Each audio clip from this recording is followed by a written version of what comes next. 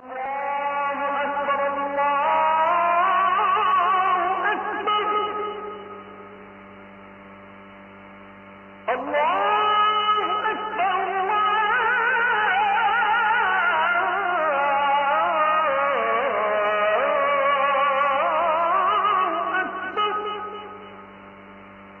কি জানো ওসমান হাদির ব্যাকগ্রাউন্ড কি? ওসমান হাদির পেছনে কারা আছে তোমার তো ধারণাই নাই। তুমি মনে করেছো তোমার মতোই একজন লাফাঙ্গা যুবক ছিল ওসমান হাদি। না, ওসমান হাদির বাবা একজন আলেম, মসজিদের ইমাম, মাদ্রাসার শিক্ষক। ওসমান হাদির ভাইরা আলেম, এক একজন কামিল মাদ্রাসার মুহাদ্দিস, কামিল মাদ্রাসার প্রিন্সিপাল। ওসমান হাদি নিজেও ঝালকাঠি এনএস কামিল মাদ্রাসা থেকে আলিম পর্যন্ত পড়াশোনা করেছে। তার পুরো ব্যাকগ্রাউন্ডটাই মাদ্রাসার।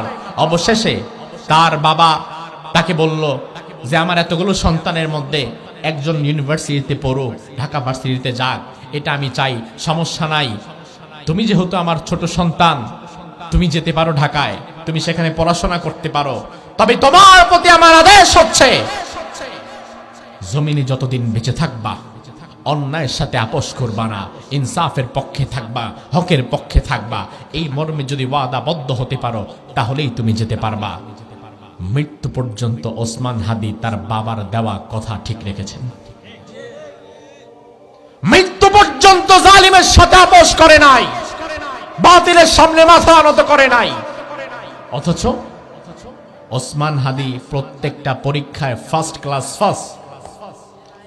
ইউনিভার্সিটিতে তার রেজাল্ট অসাধারণ, ইউনিভার্সিটির প্রফেসর হওয়ার যোগ্যতা রাখে। আগামীতে তার জন্য ব্রাইট ফিউচার ছিল, গাড়ি বাড়ি ব্যাংক ব্যালেন্স সব তার জন্য তৈরি ছিল।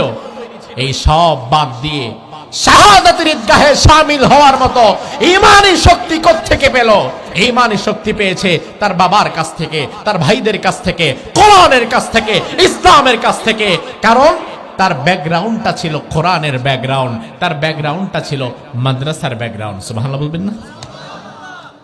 জাগতিক শিক্ষায় শিক্ষিত হয়েছে, জীবনে কোনোদিন ইসলাম মানে নাই, নামাজ পড়ে নাই, কোরআন পড়ে নাই, হাদিস পড়ে নাই, মাদ্রাসার বারান্দা দিয়েও যায় নাই। এমন লোকের কাছে প্রাধান্য পাবে কি আখিরাত না দুনিয়া? কিন্তু ওসমান হাদির মতো যুবকের কাছে প্রাধান্য পেয়েছে আখিরাত। কারণ আখিরাতের মর্মটা ছোটবেলায় তার বাবা তাকে শিখিয়েছে। ওয়া ইন্নাকা সাতুবতালা, ঈমানের উপরে অবিচল যদি তুমি থাকতে চাও তাহলে অবশ্যই অবশ্যই তোমার উপরে বিপদ আসবে, মুসিবত আসবে, পরীক্ষা আসবে। তার কারণ যুগে যুগে ঈমানের পথে যারা অবিচল ছিল তাদের উপরে জুলুম অত্যাচার আছে না নাই, পরীক্ষা আছে না নাই। আল্লাহর হাবিব হাদিসের মধ্যে বললেন, আশাদ্দুন নাসি বালাআন আল আমবিয়া সুম্মাল আমসালু ফাল আমসাল ইউবতালার রাজুলু আলা হাসাবি দীনিহি। এই জমিনে সবচেয়ে কঠিন পরীক্ষা ছিল নবীদের। কাদের? এরপরে সাহাবীদের। কাদের? হাদিসটা যদি এই জায়গায় শেষ হয়ে যাইতো তাহলে আমরা বেঁচে যেতাম, কারণ এখন নবীও নাই, সাহাবীও নাই। কিন্তু আমার ভাই, হাদিস তো শেষ হয় নাই।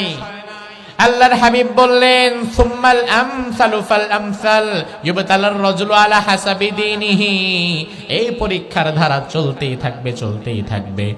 দুনিয়াতে ইনসাফের পক্ষে, ন্যায়ের পক্ষে, সত্যের পক্ষে, নবী রাসূলদের পক্ষে যারা থাকবে কিয়ামত পর্যন্ত তাদের উপরে এই পরীক্ষা আসতেই থাকবে। ওই পরীক্ষা এখনো আছে না নাই? এখন আপনি যদি বলেন, হুজুর আল্লাহ দিলে আমি খুব ভালো আছি, আমার জীবনে কোনো কষ্ট নাই, অভাব নাই, পরীক্ষা নাই। ও ভাই আমার, পরীক্ষা তো হয় তার ক্লাসের ছাত্র হয়েছে যে। এখন তুমি যদি তোমার জীবনে আল্লাহর দেওয়া কোনো পরীক্ষা না পাও তাইলে বোঝা লাগবে ইমানের ক্লাসের ছাত্রই তুমি এখনো হতে পারো নাই। ইমানের ক্লাসের ছাত্রই তুমি এখন হতে পারো নাই মিয়া। পরীক্ষা হওয়ার জন্য তো ছাত্র হওয়া লাগবে। ইমানের পথে অবিচল থাকার জন্য কঠিন থেকে কঠিন পরীক্ষা আসতে পারে, আসতে পারে না? পারে কিনা?